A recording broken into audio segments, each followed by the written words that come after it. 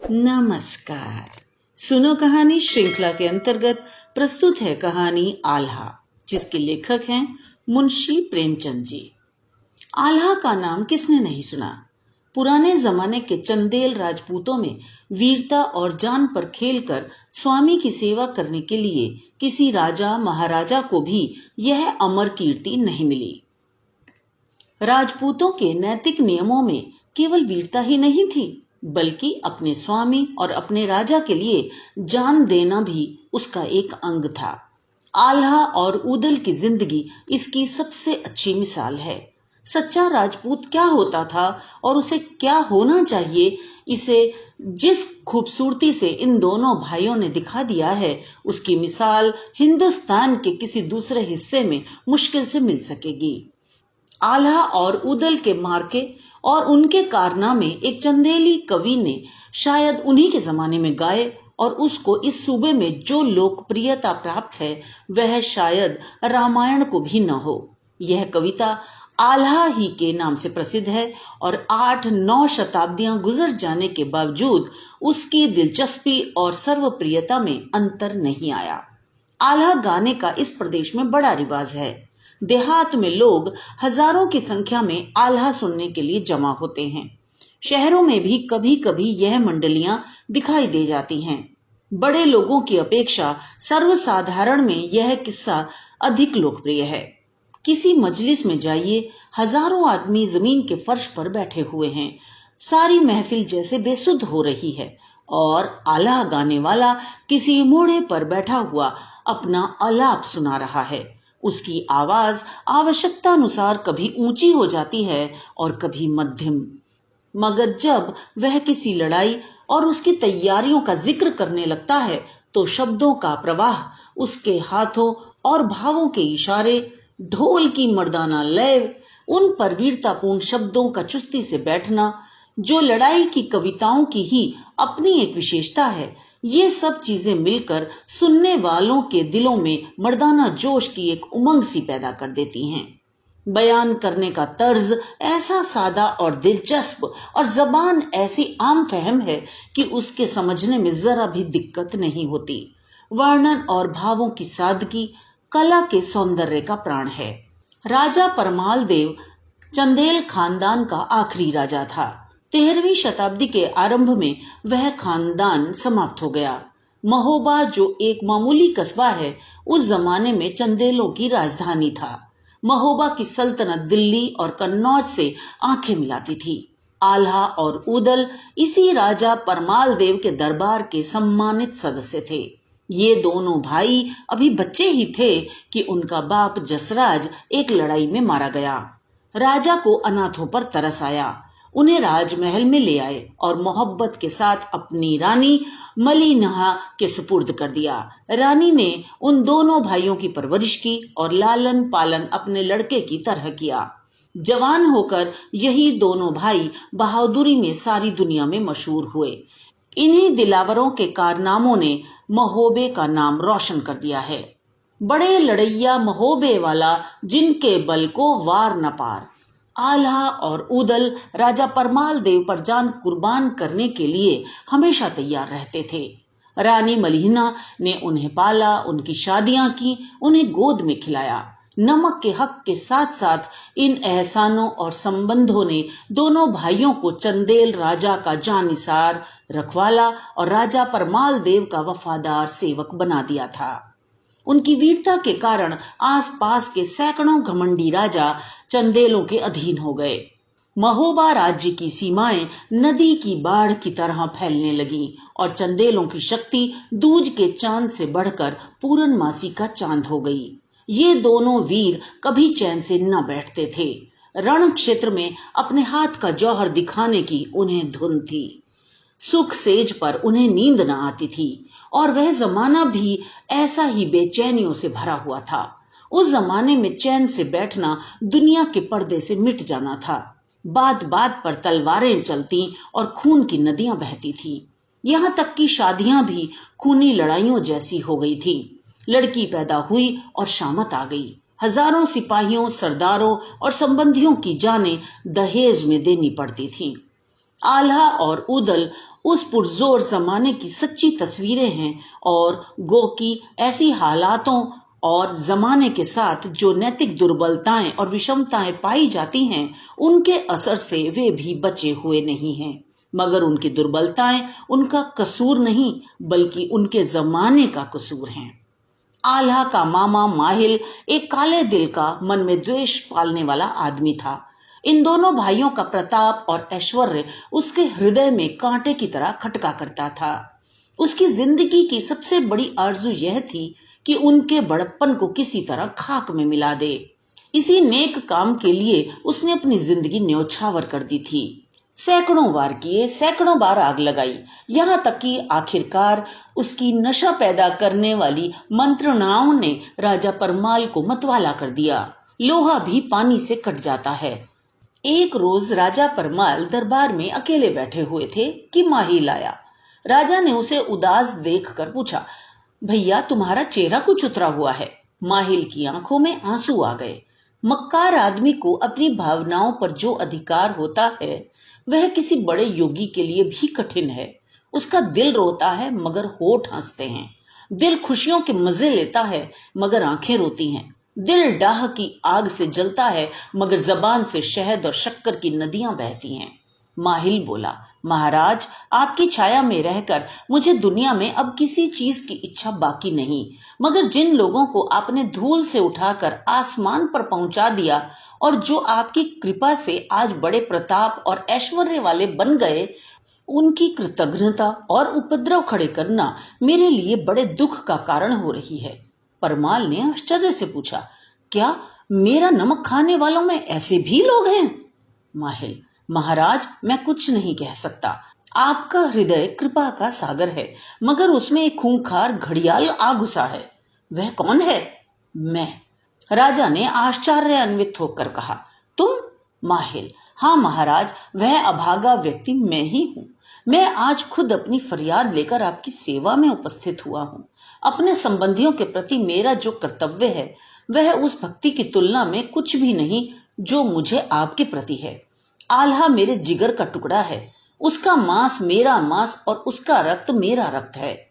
मगर अपने शरीर में जो रोग पैदा हो जाता है, उसे विवश होकर हकीम से कहना पड़ता है। आल्हा अपनी दौलत के नशे में चूर हो रहा है। उसके दिल में यह झूठा ख्याल पैदा हो गया है कि मेरे ही बाहुबल से यह राज्य कायम है। राजा परमाल की आंखें लाल हो गई। बोला, आल्हा को मैंने हमेशा अपना लड़का समझा है। माहिल, लड़के से ज्यादा। परमाल, वह अनाथ था, कोई उसका संरक्षक न था। मैंने उसका पालन पोषण किया, उसे गोद में खिलाया, मैंने उसे जागीरें दी, उसे अपनी फौज का सिपह सालार बनाया। उसकी शादी में मैंने 20,000 चंदेल सुरमाओं का खून बहा दिया। उसकी माँ और मेरी मलिना वर्षों गले मिलकर सोई हैं, और आला क्या मेरे एहसानों को भूल सकता है? माहिल, मुझे तुम्हारी बात पर विश्वास नहीं आता। माहिल का चेहरा पीला पड़ गया, मगर संभल कर बोला, महाराज मेरी जबान से कभी झूठी बात नहीं निकलती। परमाल, मुझे कैसे विश्वास हो?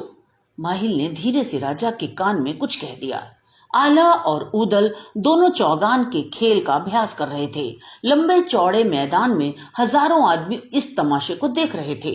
गेंद किसी अभागे की तरह इधर उधर ठोकरें खाता फिरता था। चौबदार ने आकर कहा, महाराज ने याद फरमाया है। आल्हा को संदेह हुआ, महाराज ने आज बेवक्त क्यों याद किया? खेल बंद हो गया। गेंद को ठोकरों से छुट्टी मिली। फौरन दरबार में चौबदार के साथ हाजिर हुआ और झुककर आदाब बजा लाया। परमाल ने कहा, मैं तुमसे कुछ मांगूं, दोगे? आल्हा ने सादगी से जवाब दिया, फरमाइए। परमाल, इनकार तो ना करोगे? आल्हा ने कनखियों से माहिल की तरफ देखा, समझ गया कि इस वक्त कुछ ना कुछ दाल में काला है। इसके चेहरे पर यह मुस्कुराहट क्यों? गूलर में यह फूल क्यों लगे? क्या मेरी वफादारी का इम्तिहान लिया जा रहा है?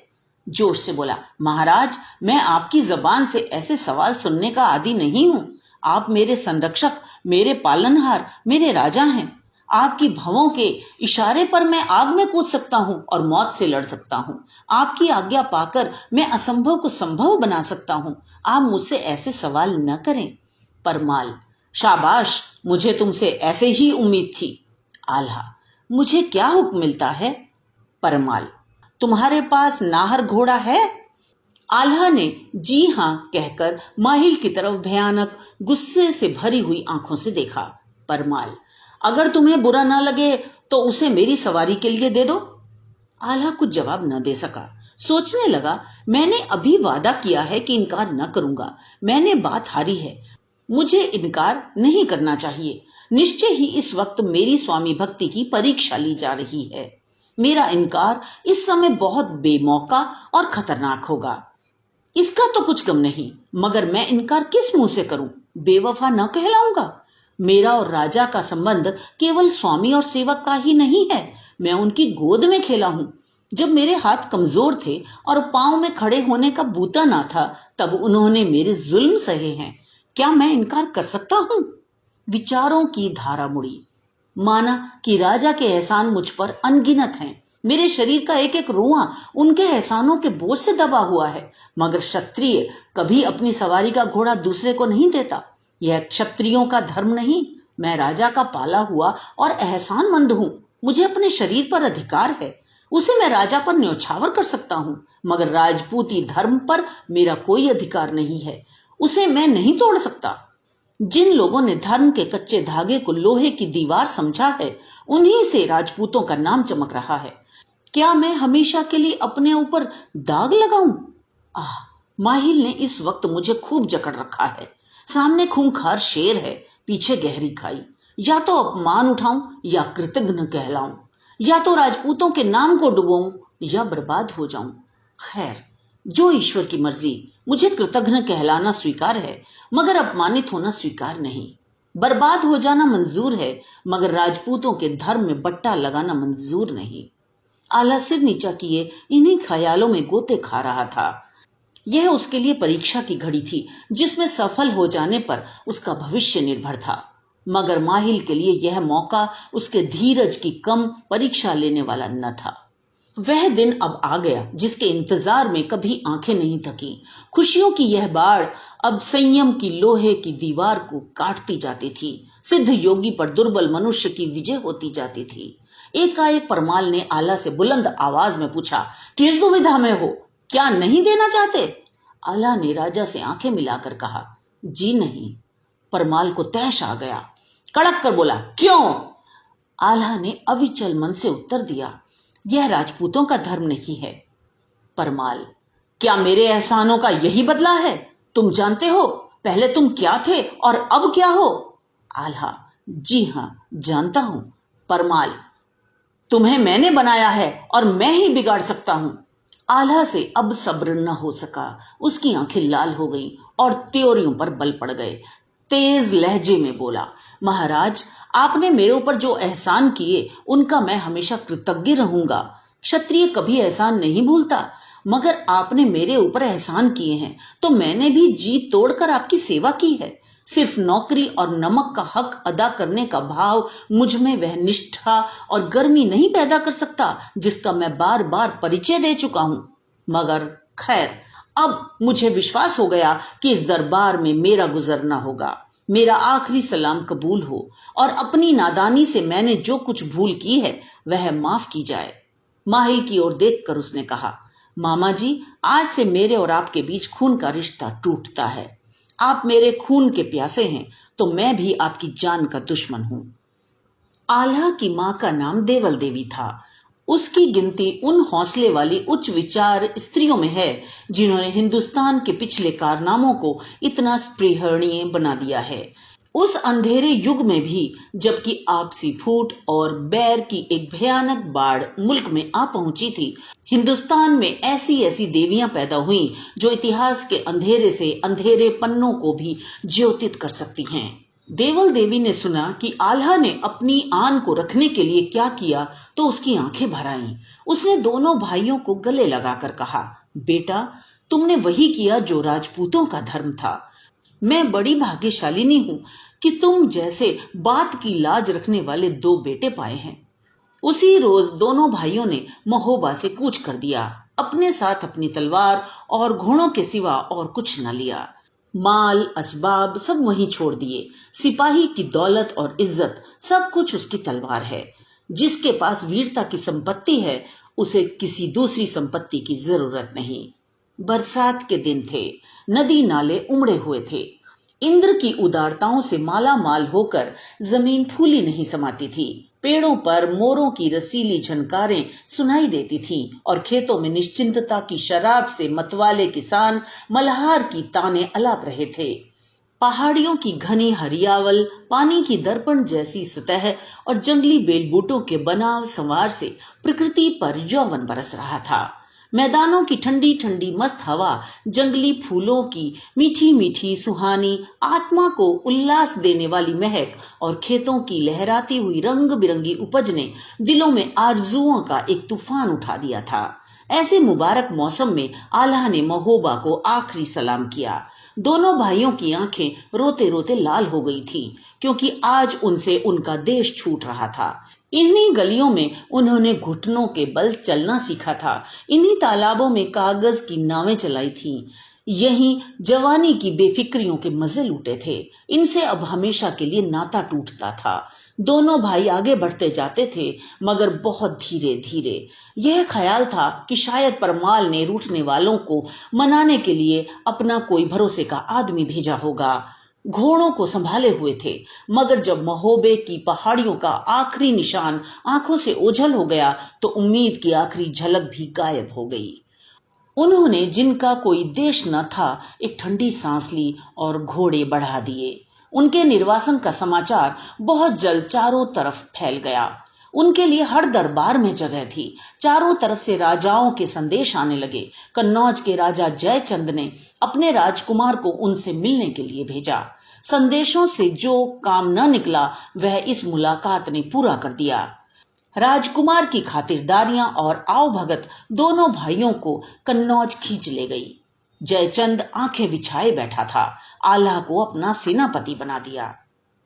आल्हा और उदल के चले जाने के बाद महोबे में तरह तरह के अंधेर शुरू हुए। परमाल कमजी शासक था। मातहत राजाओं ने बगावत का झंडा बुलंद किया। ऐसी कोई ताकत न रही जो उन झगड़ालू लोगों को वश में रख सके। दिल्ली के राजा पृथ्वीराज की कुछ सेना सिमता से एक सफल लड़ाई लड़कर वापिस आ रही थी। महोबे में पड़ाव किया। अक्खड़ सिपाहियों में तलवार चलते कितनी देर लगती है। चाहे राजा परमाल के मुलाजिमों की ज्यादती हो, चाहे चौहान सिपाहियों की। नतीजा ये हुआ कि चंदेलों और चौहानों में अनबन हो गई। लड़ाई छिड़ गई।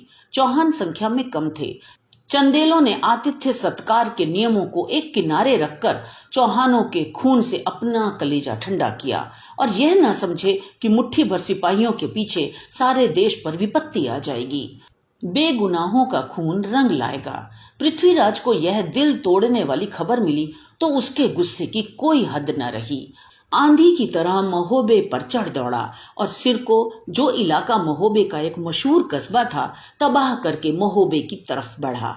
चंदेलों ने भी फौज खड़ी की, मगर पहले ही के मुकाबले में उनके हौसले पस्त हो गए। आल्हा उदल के बगैर फौज बिन दूल्हे की बारात थी। सारी फौज तितर बितर हो गई। देश में तहलका मच गया। अब किसी क्षण पृथ्वीराज महोबे में आ पहुंचेगा, इस डर से लोगों के हाथ पांव फूल गए। परमाल अपने किए पर बहुत पछताया, मगर अब पछताना व्यर्थ था। कोई चारा न देखकर उसने पृथ्वीराज से 1 महीने की संधि की प्रार्थना की। चौहान राजा युद्ध के नियमों को कभी हाथ से न जाने देता था। उसकी वीरता उसे कमजोर, बेखबर और नामुस्तैद दुश्मन पर वार करने की इजाजत नहीं देती थी। इस मामले में अगर वह इन नियमों का इतनी सख्ती से पाबंद न होता तो शहाबुद्दीन के हाथों उसे वह बुरा दिन न देखना पड़ता। उसकी बहादुरी ही उसकी जान की गाहक हुई। उसने परमाल का पैगाम मंजूर कर लिया। चंदेलों की जान में जान आई। अब सलाह मशविरा होने लगा कि पृथ्वीराज को क्यों कर मुकाबला किया जाए। रानी मल्हिना भी इस मशवरे में शरीक थीं। किसी ने कहा महोबे के चारों तरफ एक ऊंची दीवार बनाई जाए। कोई बोला हम लोग महोबे को वीरान करके दक्षिण की ओर चलें। परमाल जबान से तो कुछ न कहता था, मगर समर्पण के सिवा उसे और कोई चारा दिखाई न पड़ता था। तब रानी मल्हिना खड़ी होकर बोली, चंदेल वंश के राजपूतों, तुम कैसी बच्चों की सी बातें करते हो। क्या दीवार खड़ी करके तुम दुश्मन को रोक लोगे? झाड़ू से कहां आंधी रुकती है। तुम महोबे को वीरान करके भागने की सलाह देते हो। ऐसे कायरों जैसी सलाह औरतें दिया करती हैं। तुम्हारी सारी बहादुरी और जान पर खेलना अब कहां गया? अभी बहुत दिन नहीं गुजरे कि चंदेलों के नाम से राजा थर्राते थे। चंदेलों की धाक बंधी हुई थी। तुमने कुछ ही सालों में सैकड़ों मैदान जीते। तुम्हें कभी हार नहीं हुई। तुम्हारी तलवार की दमक कभी मंद नहीं हुई। तुम अब भी वही हो, मगर तुम में अब वह पुरुषार्थ नहीं है। वह पुरुषार्थ बनाफल वंश के साथ महोबे से उठ गया। देवल देवी के रूठने से चंडिका देवी भी हमसे रूठ गई। अब अगर कोई यह हारी हुई बाजी संभाल सकता है तो वह आल्हा है। वही दोनों भाई इस नाजुक वक्त में तुम्हें बचा सकते हैं। उन्हीं को मनाओ, उन्हीं को समझाओ। उन पर महोबे के बहुत हक हैं। महोबे की मिट्टी और पानी से उनकी परवरिश हुई है। वे महोबे के हक कभी नहीं भूल सकते। उन्हें ईश्वर ने बल और विद्या दी है।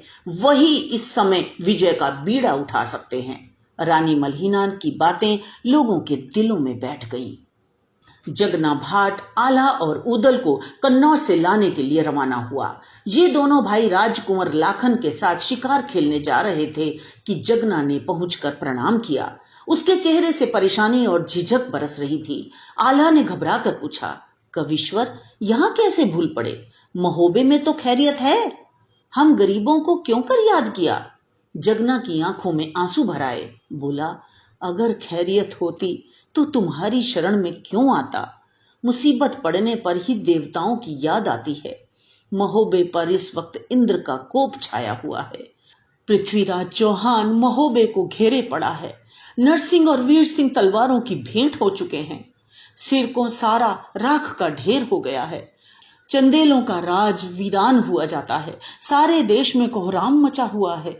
बड़ी मुश्किलों से 1 महीने की मोहलत ली गई है और मुझे राजा परमाल ने तुम्हारे पास भेजा है। इस मुसीबत के वक्त हमारा कोई मददगार नहीं है। कोई ऐसा नहीं है जो हमारी हिम्मत बंधाए। जब से तुमने महोबे से नाता तोड़ा है, तब से राजा परमाल के होठों पर हंसी नहीं आई। जिस परमाल को उदास देखकर तुम बेचैन हो जाते थे, उसी परमाल की आंखें महीनों से नींद को तरसती हैं। रानी मल्हिना, जिसकी गोद में तुम खेले हो, दिन रात तुम्हारी याद में रोती रहती हैं। वे अपने झरोखे से कन्नौज की तरफ आंखें लगाए तुम्हारी राह देखा करती हैं। ए बनाफल वंश के सपूतों, चंदेलों की नाव अब डूब रही है। चंदेलों का नाम अब मिटा जाता है। अब मौका है कि तुम तलवार हाथ में लो। अगर इस मौके पर तुमने डूबती हुई नाव को न संभाला तो तुम्हें हमेशा के लिए पछताना पड़ेगा, क्योंकि इस नाम के साथ तुम्हारा और तुम्हारे नामी बाप का नाम भी डूब जाएगा। आल्हा ने रूखेपन से जवाब दिया, हमें इसकी अब कुछ परवाह नहीं है। हमारा और हमारे बाप का नाम तो उसी दिन डूब गया जब हम बेकसूर महोबे से निकाल दिए गए। महोबा मिट्टी में मिल जाए, चंदेलों का चिराग गुल हो जाए, अब हमें जरा भी परवाह नहीं है। क्या हमारी सेवाओं का यही पुरस्कार था जो हमको दिया गया? हमारे बाप ने महोबे पर अपने प्राण न्यौछावर कर दिए। हमने गोंडों को हराया और चंदेलों को देवगढ़ का मालिक बना दिया। हमने यादवों से लोहा लिया और कठियार के मैदान में चंदेलों का झंडा गाड़ दिया। मैंने इन्हीं हाथों से कछवाहों की बढ़ती हुई लहर को रोका। गया का मैदान हमी ने जीता। रीवा का घमंड हमी ने तोड़ा। हमने ही मेवात से खिराज लिया। हमने यह सब कुछ किया और इसका हमको यह पुरस्कार दिया गया है। मेरे बाप ने 10 राजाओं को गुलामी का तौक पहनाया। मैंने परमाल की सेवा में 7 बार प्राणलेवा जख्म खाए, 3 बार मौत के मुंह से निकल आया। मैंने 40 लड़ाइयां लड़ी और कभी हार कर ना आया। उदल ने 7 खूनी मार के जीते। हमने चंदेलों की बहादुरी का डंका बजा दिया। चंदेलों का नाम हमने आसमान तक पहुंचा दिया और इसका यह पुरस्कार हमको मिला है। परमाल अब क्यों उस दगाबाज माहिल को अपनी मदद के लिए नहीं बुलाते, जिसको खुश करने के लिए मेरा देश निकाला हुआ था? जगना ने जवाब दिया, आल्हा, ये राजपूतों की बातें नहीं हैं। तुम्हारे बाप ने जिस राज पर प्राण न्यौछावर कर दिए, वही राज अब दुश्मन के पांव तले रौंदा जा रहा है। उसी बाप के बेटे होकर भी क्या तुम्हारे खून में जोश नहीं आता? वह राजपूत जो अपने मुसीबत में पड़े हुए राजा को छोड़ता है, उसके लिए नरक की आग के सिवा और कोई जगह नहीं है। तुम्हारी मातृभूमि पर बर्बादी की घटा छाई हुई है। तुम्हारी माएं और बहनें दुश्मनों की आबरू लूटने वाली निगाहों का निशाना बन रही हैं। क्या अब भी तुम्हारे खून में जोश नहीं आता? अपने देश की यह दुर्गत देखकर भी तुम कन्नौज में चैन की नींद सो सकते हो? देवल देवी को जगना के आने की खबर हुई। उसने फौरन आल्हा को बुलाकर कहा, बेटा, पिछली बातें भूल जाओ और आज ही महोबे चलने की तैयारी करो। आल्हा कुछ जवाब न दे सका, मगर ऊदल झुंझला कर बोला, हम अब महोबे नहीं जा सकते। क्या वह दिन भूल गए जब हम कुत्तों की तरह महोबे से निकाल दिए गए? महोबा डूबे या रहे, हमारा जी उससे भर गया। अब उसको देखने की इच्छा नहीं है। अब कन्नौज ही हमारी मातृभूमि है। राजपूतनी बेटे की जबान से यह पाप की बात न सुन सकी। तैश में आकर बोली, ऊदल, तुझे ऐसी बातें मुंह से निकालते हुए शर्म नहीं आती? काश ईश्वर मुझे बांझ ही रखता कि ऐसे बेटों की मां न बनती। क्या इन्हीं बनाफल वंश के नाम पर कलंक लगाने वालों के लिए मैंने गर्भ की पीड़ा सही थी? नालायकों, मेरे सामने से दूर हो जाओ, मुझे अपना मुंह ना दिखाओ। तुम जसराज के बेटे नहीं हो। तुम जिसकी रान से पैदा हुए हो वह जसराज नहीं हो सकता। यह मर्मांतक चोट थी। शर्म से दोनों भाइयों के माथे पर पसीना आ गया। दोनों उठ खड़े हुए और बोले, माता, अब बस करो, हम ज्यादा नहीं सुन सकते। हम आज ही महोबे जाएंगे और राजा परमाल की खिदमत में अपना खून बहाएंगे। हम रण क्षेत्र में अपनी तलवारों की चमक से अपने बाप का नाम रोशन करेंगे। हम चौहानों के मुकाबले में अपनी बहादुरी के जौहर दिखाएंगे और देवल देवी के बेटों का नाम अमर कर देंगे। दोनों भाई कन्नौज से चले। देवल भी साथ थी। जब वे रूठने वाले अपनी मातृभूमि में पहुंचे तो सूखे धानों में पानी पड़ गया। टूटी हुई हिम्मतें बंध गईं। 1,00,000 चंदेल इन वीरों की अगवानी करने के लिए खड़े थे। बहुत दिनों के बाद वे अपनी मातृभूमि से बिछड़े हुए इन दोनों भाइयों से मिले। आंखों ने खुशी के आंसू बहाए। राजा परमाल उनके आने की खबर पाते ही कीरत सागर तक पैदल आया। आल्हा और उदल दौड़कर उसके पांव से लिपट गए। तीनों की आंखों से पानी बरसा और सारा मनमुटाव धुल गया। दुश्मन सर पर खड़ा था। ज्यादा आतिथ्य सत्कार का मौका न था। वहीं कीरत सागर के किनारे देश के नेताओं और दरबार के कर्मचारियों की राय से आल्हा फौज का सेनापति बनाया गया। वहीं मरने मारने के लिए सौगंधें खाई गईं। वहीं बहादुरों ने कस्में खाई कि मैदान से हटेंगे तो मरकर हटेंगे। वहीं लोग एक दूसरे से गले मिले और अपनी किस्मतों का फैसला करने चले। आज किसी की आंखों में और चेहरे पर उदासी के चिन्ह न थे। औरतें हंस हंस कर अपने प्यारों को विदा करती थीं। मर्द हंस हंस कर स्त्रियों से अलग होते थे, क्योंकि यह आखिरी बाजी है। इसे जीतना जिंदगी और हारना मौत है। उसी जगह के पास जहां अब और कोई कस्बा आबाद है, दोनों फौजों का मुकाबला हुआ और 18 दिन तक मारकाट का बाजार गर्म रहा। खूब घमासान लड़ाई हुई। पृथ्वीराज खुद लड़ाई में शरीक था। दोनों दल दिल खोल कर लड़े। वीरों ने खूब अरमान निकाले और दोनों तरफ की फौजें वहीं कट मरी। 3,00,000 आदमियों में सिर्फ 3 आदमी जिंदा बचे। एक पृथ्वीराज, दूसरा चंदा भाट, तीसरा आल्हा। ऐसी भयानक, अटल और निर्णायक लड़ाई शायद ही किसी देश और किसी युग में हुई हो। दोनों ही हारे और दोनों ही जीते। चंदेल और चौहान हमेशा के लिए खाक में मिल गए, क्योंकि थानेसर की लड़ाई का फैसला भी इसी मैदान में हो गया। चौहानों में जितने अनुभवी सिपाही थे वे सब औरई में काम आए। शहाबुद्दीन से मुकाबला पड़ा तो नौसिखिए अनुभवहीन सिपाही मैदान में लाए गए और नतीजा वही हुआ जो हो सकता था। आल्हा का कुछ पता न चला कि कहाँ गया। कहीं शर्म से डूब मरा या साधु हो गया। जनता में अब तक यही विश्वास है कि वह जिंदा है। लोग कहते हैं कि वह अमर हो गया। यह बिल्कुल ठीक है, क्योंकि आल्हा सचमुच अमर है और वह कभी मिट नहीं सकता। उसका नाम हमेशा कायम रहेगा। तो ये तो थी कहानी। मुझे आशा है आपने आनंद लिया होगा। तो मिलते हैं अगली कहानी में। धन्यवाद।